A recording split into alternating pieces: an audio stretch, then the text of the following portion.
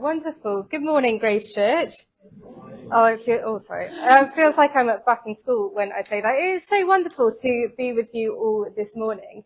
It feels like a party in here as well. I loved your worship. It's so great to be with you and to be worshipping with you this morning. I've had the privilege of visiting you guys at Grace Church twice over the past 12 months. I came all the way back in September to pray for your young people as they were going back into school and back into education at the start of the new school year. I remember at the time turning around and saying, "You've got so many young people. You have so many children and so many youth in your church. So Grace Church, you are a really, really young church. It's amazing." But the other time I came in, I just popped in to your Thursday drop-in that you run here, and oh my goodness, I had the best sandwich of my life when I visited. Oh, is it different? Died.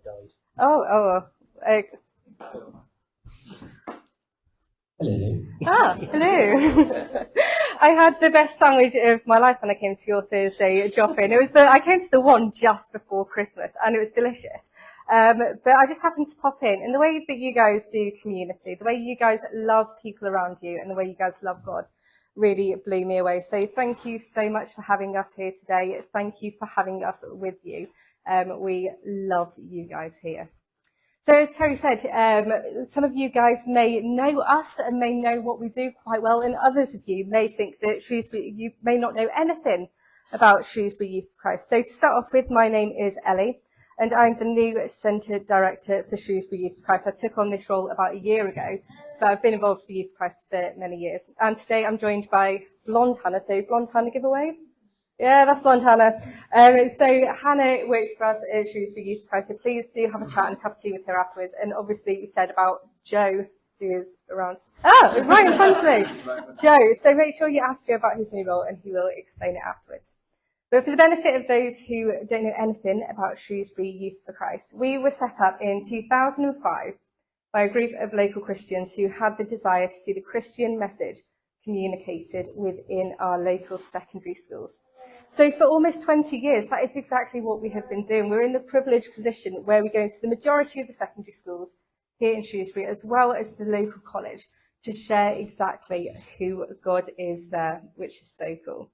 So our work looks very different depending on the school and the young people we work with. So in some of them, we do our re-classes, especially around Christmas time. We get to do assemblies where we get to tell young people about Jesus. We run Christian unions to do the exact same as well. And we get to run lunchtime and break time drop-ins. And it's a safe space for young people to come into and feel supported and have a chat and play a game and get some sweets, all the stuff teenagers love in their local secondary school. And then we use sort of the umbrella term of mentoring, which we get to do either one-to-one with young people or within small groups as well, where we get to support young people in any area they need help in really, really creative ways. So in the past, we have done this through music mentoring. We have run food clubs. We've done gospel choirs. We have taken groups of 10 kids up Ponsbury Hill. We have just set up a new club that is the most British group I can tell you about, and it involves just drinking cups of tea with 16-year-old girls, but I absolutely love it. But our mission statement at Shrewsbury Youth For Christ is that we are about seeing young people's lives changed by Jesus.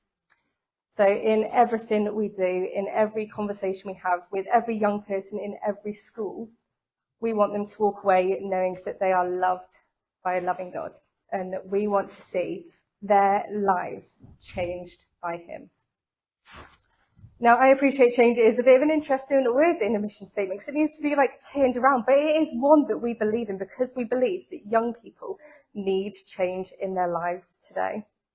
And for us today, as a group, as Grace Church, I would love us to think about actually what would it look like, not only for us to be changed by Jesus, but what would it look like for our friends and our families and our community that don't know him to be changed by him? Now, I am no stranger to change. Like this past year has been a huge change for me. I've taken on this new role with Youth For Christ, which is very, very exciting. I've got married in the past year, which is very exciting. Although those of you who have been married or know people that have been married, you can appreciate that is a huge change in itself. Learning to live with someone, a lot to change. I've also bought my first house, and we've got used to changing things in the house. But actually, I remember the first time I made a really, really intentional change in my life. You see, I was only 11 years old, and I remember the day really clearly. It was the summer holidays, and my dad was at work, my mum was in the kitchen doing some washing up, and my brother was in the living room watching TV. If you don't know, Jack, who comes to church here, who I don't think is in the room at the minute, is my big brother, so he'll be able to tell you this story as well. And I remember this day, I'd come down the stairs in the summer holidays, and there on the dining room table was a copy of the Shropshire Star newspaper. And front page of the Shropshire Star newspaper was an adorable picture of a piglet. And it's no surprise that makes front page news in the Shropshire Star, honestly, is it? I remember seeing this adorable picture of the piglet, and it drew me in to read the article and see what it was about. And actually, it told this really cool story of this pig that was in a trailer on the way to an abattoir, and somehow it had jumped over its little piggy friends and jumped on the side and managed to get out of this trailer on a really, really busy road. But luckily, a passing car had seen it and picked up the pig, thought it was really cute, took it home, adopted it to live out the rest of its piggy days in total freedom. Front page news, I love it. But I remember reading it and being really sort of passionate about it and really inspired by what I heard. And I thought, oh my goodness, what has this little pig gone through? So I gathered my mum and my brother round the table, and I said, guys, I've made a decision. Despite how much I love steak, despite how much I love sausage rolls, oh, I love sausage rolls, and despite how much I love bacon sandwiches, I'm going to become a vegetarian. Exactly, I know. And I was so passionate about making this new change in my life based off what I'd heard and based off what I'd read. And like I said, it was the summer holidays, so I think my mum was so sick of me and Jack by this point. She gave us some money and sent us out of the house. She was like, go bother somebody else right now. And so I remember me and Jack walking the streets of Shrewsbury, and I was telling him all about this new change I was going to make in my life. And I was saying, I am going to be a vegetarian. I might even become vegan. I'm going to protest on the streets. I'm going to chain myself to a building. I'll throw paint over something for some reason. I felt really, really passionate about making this change in my life. Then an hour later, Jack turned around to me and said, Ellie, how's being vegetarian going? Which is a fair enough question, isn't it? But he asked me this question at lunchtime while we were in McDonald's. And I was halfway through eating a box of 6 chicken nuggets. I wish I made that story up. It's 100% true. It's really quite embarrassing, actually. But, I was so passionate about making change until a better offer in the form of chicken nuggets came along. But actually, the change we're talking about today is not dependent on mood and emotions and circumstance or even a better offer. The change we're talking about today is actually, what does it mean to be changed by God? And we believe that the change God creates is real and it's meaningful and it is lasting and amazing and countercultural. And you'll be pleased to hear I still believe this even after eating chicken nuggets. But for you today, there'll be members of your families, members of your friends, members in your community that you will want them to see what it means to know Jesus and to be changed by having a relationship with him. As I said at Shrewsbury Youth For Christ, we are about seeing young people's lives changed by Jesus. And as I said before, Grace Church, you have a lot of young people here. And I really, really rejoice in the fact you have so many children and so many young people. But I also need you to know that that's not quite normal at the moment. You're one of a handful of churches in Shrewsbury that have a substantial number of young people within your churches. And there's actually a statistic that's going to be put up on board, I hope. Oh, well, I'll talk about it anyway. But there's a statistic that only 5% of young people in the UK currently are in churches. So only 5% of those aged between 11 and 18 are currently within churches in the UK. So my question is, where are the other 95? What are the other 95% of young people doing? What do they believe? Where are they? But then the statistic gets, so only 5% of young people. But the statistic does get slightly harder. So the next slide is only 8% of young people, only 8% of young people in the UK view the church positively. So 92% of young people at the minute, Grace Church, won't walk into this building. 92% of them don't like God, don't like us, don't trust us. So 92% of young people are currently not being reached by the church or for us. So actually, that's why we view the work of Shrewsbury Youth For Christ as so important, because right now they're not going to walk into your door, they're not going to walk into the church next door's door. But we are there in their schools and in their community, telling them about Jesus and telling them why it's so important to know him and helping them see what it means to have a relationship with him. And so there is a real crisis of faith in our community, like amongst young people especially, but amongst every other age group you'll probably recognise. But actually, a crisis of faith isn't the only crisis we're seeing in the UK. There is so much going on. You'll probably recognise it in your families and in your communities and amongst your friends. Then there's situations that are going on that are not okay and that we need change in as well. So I want to tell you about a group that we run in a local secondary school. So back in September, when I visited you guys, around the same sort of time, we got a phone call from a local school, and the person said to me, Ellie, we've got these group of 16-year-old girls, we've got about 10 of them, and we don't know what to do with them. Please can you come in and just do something, was the words. So I'm really thankful that we have that relationship with schools where they can call us in, and myself and Hannah went into the schools to sort of figure out what was going on, and we met with these 16-year-old girls, and at the end of it, we felt broken by their brokenness, I think is like the only phrase that I can use. Like, these girls are 16 years old, and there was one girl who goes between living at her mum's house and her dad's house on an almost nightly basis. She lives with her mum, gets kicked out of there, moves in with her dad, gets kicked out of there and goes back. And right now, she is sleeping on someone's sofa.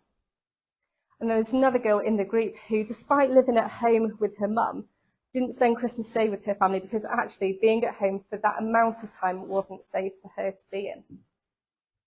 We run this group on a Monday morning at 11 o'clock, and we've had a girl walk into that group having already been drinking alcohol in the morning. We've had another group girl who, just before walking into that group, had been smoking illegal substances around the back of the bike shed before walking in. And there was another girl who, just about 4 weeks ago, got hospitalised because of what she was taking before she walked into that group. And all of these girls are in older and inappropriate relationships as well. And I'm telling you this, guys, because I need you to know that they exist in your community. This is one story of one group of 16-year-old girls, but they are real and they are in your community. And there are other issues like this going on.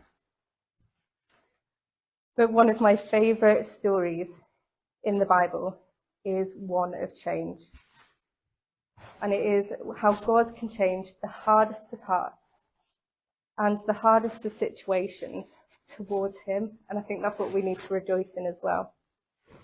You've probably heard this story many times before, but it's about a guy named Saul. And if you're wondering what sort of guy Saul is, like the first Bible verse that should appear on the screen will tell you a little bit about Saul. And it says, meanwhile, Saul was still breathing out murderous threats against the Lord's disciples. He went to the high priest and asked him for letters to the synagogues in Damascus, so that if he found any there who belonged to the way, and the way here means Jesus, so if he found any that belonged there to the way, whether men or women, he might take them as prisoners to Jerusalem. So that explains to you a little bit about Saul. And I think it's fair to say that he's maybe not the sort of character that you do want to meet on the streets. Like, he wants to go and imprison Christians. He wants to go and imprison people who believe in God, when actually in his heart, he wants to kill them. So I think it's fair to say that Saul as a person is quite a long way off God at this stage. Now, with the girls that I told you about, the 16-year-old girls in your local secondary school, I remember when myself and Hannah started going in, we thought, okay, we're not going to start the conversation about faith. Like, we'll start the conversation somewhere else and see if and we've built relationships, we'll get there. So we weren't going to mention faith or God to start off with. But on the second week in, I overheard a conversation. They had little Jesus stickers that they were sticking all over their phone case. So I was like, oh, this is interesting. Maybe they like God. I was wrong. And I remember like overhearing this conversation, and they started joking about God, like making jokes about him. And I was like, okay, whatever. But as the conversation went on, they were saying, I don't believe in God. And they were all like, no, I don't. And then they were saying, even if God was real, I think he is stupid. I think anyone who believes in him is stupid. I think they are just idiots. So that was our starting point with those group of young girls. They had so much going on, and they felt really, really far away from God. And it makes me wonder, like, for us, like in our friends, in our families, in our communities, are there people that we know like that with God? Like either they're unbothered by God or actively hate him and his people. I'm sure that you've probably had people come to your mind as I say that. And the starting point is kind of what people have been sharing today, is that God loves those people so deeply and so personally and so passionately. Like even if they feel far away from God, God still loves them, and that's what we need to hold on to. But I also sometimes wonder, like, what if we're the ones that are meant to be praying for them people and the ones that are meant to be telling those people about God? So Saul's story continues a little bit. He was walking down the street, he was blinded, some scabs went over his eyes, he was blinded by a big light, and it was Jesus. And Jesus was like, Saul, why are you persecuting me? And Saul was like, oh my goodness, I'm so sorry. That's just like the general recap of the story so far. But God basically told Saul to go and wait in a place. And the Bible verse continues by saying, in Damascus, there was a disciple named Ananias. The Lord called to him in a vision. Ananias. Yes, Lord, he answered. The Lord told him, go to the house of Judas on Straight Street and ask for a man from Tarsus named Saul, for he is praying. In a vision, he has seen a man named Ananias come and place his hands on him to restore his sight.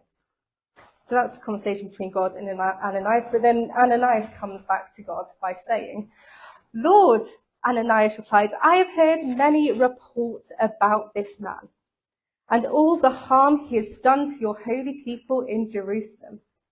He has come here with authority from the chief of priests to arrest all who call on your name. And I find this bit of the Bible verse quite funny, because it often reminds me of my conversations with God. Like God will say, Ellie, go and do this, go talk to this person. And I'll be like, oh, God, you might not know. You might not be aware of everything. So I will tell you what's going on just in case you don't know what's happening right now.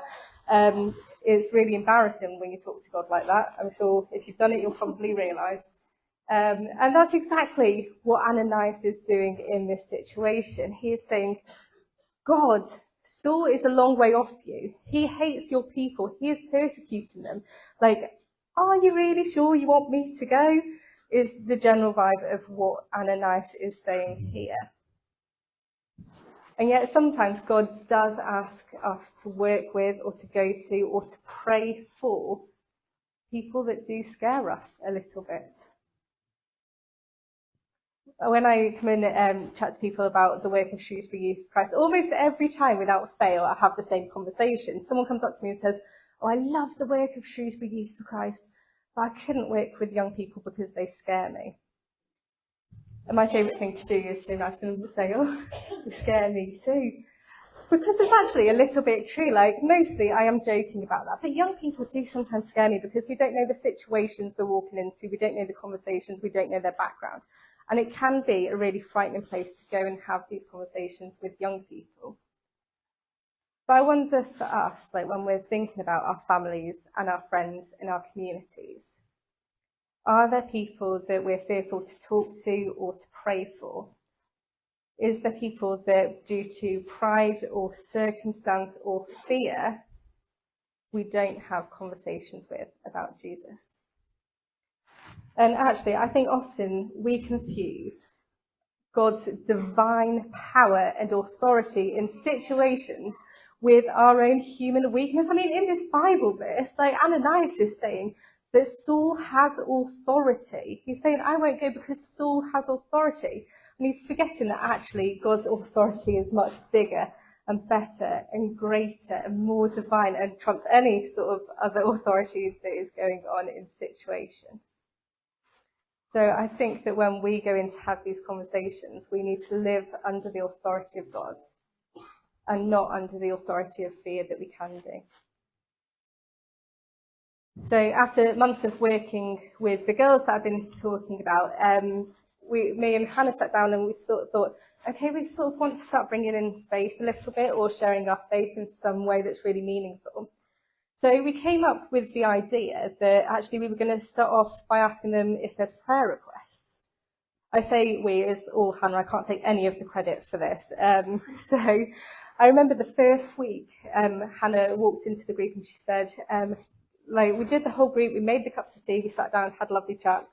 And towards the end, Hannah said, guys, you probably know by now, but we're Christians and we believe in a God who can change things, and we really want to pray for you. Is there anything that we can pray for you for? And that first week, we just got a lot of blank faces. And actually, I think only one person spoke and he said, what you said there was really weird. Which I get, yeah, it was a bit weird what we were asking for and what we were saying. So the first week we didn't get much, and as the weeks went on, we didn't get much. And then slowly they started giving us really stupid prayer requests. So they started throwing out some really random stuff. And one week I think one of them said, oh yeah, just pray that I get donuts this week. And bless Hannah, she would go to them, I am going to pray that you get donuts this week. And then the next week she would go into them and say, I was praying for donuts. Did you receive donuts this week? And as the weeks went on, they started to genuinely trust us with praying for them for things. And over the weeks they started saying, you know what, home's not great, please pray for that. Or they'd say, I'm really worried about actually, I've got a college interview coming up, or this situation is really hard. And they started to give us really genuine prayer requests. And Hannah would meet with them afterwards and say, look, we prayed for you, has anything changed? If it has, brilliant, God did that. Or if it hasn't, I'm going to keep on praying for you in this situation. And Hannah's been so faithful in doing that. So Ananias went to go visit Paul, even though he felt pretty fearful about what was going on. He went to visit Saul and prayed for him. And we read at the end of the verses that the scabs fell off his eyes, that he jumped up, that he ate, that he drank, that he danced. It says that he got baptized. And Saul couldn't stop telling people about Jesus and what he had done. He was traveling around telling everybody about who he was. He crossed deserts, he crossed seas, he planted churches, he wrote books in the Bible. And this guy, the one who wanted people arrested for being a Christian, got arrested for being a Christian. I love it. So actually, sometimes the people that we're the most fearful to talk to about our faith are the ones who develop such a strong faith. And I think that it's really, it can be a really fearful thing for us to start that, but actually just imagine what happens if you do step out and have those conversations. God can and will change the hardest of hearts and hardest of situations towards him. But as believers, and I'm speaking to each and every one of you, we need to be prepared to have these conversations and to pray for these people. And we need to be having these conversations and praying for them under the authority of God. So like I said, at Shrewsbury Youth For Christ, we are about seeing young people's lives changed by Jesus. So about 95% of young people that I told you about that don't currently go to church, we want to see them come to know Jesus within their schools, within their communities. We want to come and see them know what it means to have a loving God. But honestly, Grace Church, we can only do that through your support as well. So I want to quickly tell you about 3 ways in which you can support the work of Shrewsbury Youth For Christ. And the first one is participate with us. Now, I know I jokingly said, there's no excuse for not doing youth work, we're all scared of them. But actually, I really will take that point that if youth work's not for you, if you don't have the time, if you don't have the calling, if if you don't have the patience, because patience is such a big thing in this game, if you don't want to do face-to-face youth work, then actually there's other things in which you can support us in with your times and your giftings. Maybe you are a brilliant fundraiser. The Lord knows we need you. Maybe you're great at graphic design. Maybe even you're a baker. We would love to bake things for your local secondary school here and actually send them into the staff room at the end of every term and say, like, we love you guys as teachers. We love what you're doing. We are praying for you as your local church. We are supporting you as your local church. So actually, whatever gifting you have, we would love to use it. So please think and pray about that and see if there's a way in which you can support us. The second and most important way that I would invite all of you to do is pray for us. We believe we can't do anything unless it's been prayed for and unless we've had conversation with God about this. So I know as a church you are so faithful in praying for us, but please as individuals pray for us as well. I've got 2 things that might help you do this. One of them is we send out a newsletter every month that just updates you about what we're doing. So if you want to pray for us more specifically in the groups we're doing, I've got a sign-up sheet with me today. So you just have to sign your email address and then I'll send you those newsletters at the beginning of every month. But today we're also giving away some sweets. Ooh, I know, very exciting. So these are Love Heart sweets that we've got with us, and it will give you, well, as many as we've got, we will give out to you today. And actually, I really want this to be a call to prayer today. So they are Love Heart sweets, and we want young people in your town, in Shrewsbury, to know they are loved by God. So every time you take out a sweet, whether you eat it or chuck it away, please pray for the young people in our community, and please pray for the work of Shrewsbury Youth For Christ. Now, you might notice there is a QR code on it, which sort of takes me on to my last point, and that is financial support. And I know that money is a really, really hard topic, and I really, really get it. But actually, our biggest need at Shrewsbury Youth For Christ currently is financial. We have stepped out in faith and grown the team, which is so exciting. And I want to keep growing more. I want 1,000 youth workers in Shrewsbury. I want like the majority of Shrewsbury to be youth workers if it was up to me. But actually, we need to keep going with what we're doing and grow what we're doing as well. And actually, this has come at a time where our local giving, so people locally giving to us, has also decreased as well. So I would really love you to consider whether actually financially supporting us is something that you could do. You can give to us as a monthly gift. So say I'm going to commit to give £5 or £10 or 15 or however much you feel you're able to. I've got some sheets in which you can sign up to do that today. Or if you think, you know what, I can't commit to giving to you every month, but actually I'd love to make a one-off gift to you today, please do that as well. We have moved ahead in the country, in the world right now. We've just bought a new card machine. Ooh, I'm very excited. I've never used it before. It might break. But I have got that with me today if you want to make a one-off donation today. But actually, as I said, there are QR codes both on these sweets and on some leaflets I've got as well. And that will take you to our online page where you can either do a monthly donation or a one-off gift. So please do prayerfully consider like those 3 ways of participating with us, praying for us, or financially giving to us, if that is something you can do to support the work of Shrewsbury Youth For Christ. But as I finish off today, I really want to hone back into the fact of what can you guys do with your friends and with your families and with your communities that don't yet know what it means to know God. What can you do? Are these people you could be praying for? Are these people that you could be having conversations with? Are you needing to live under the authority of God in these conversations rather than the authority of fear?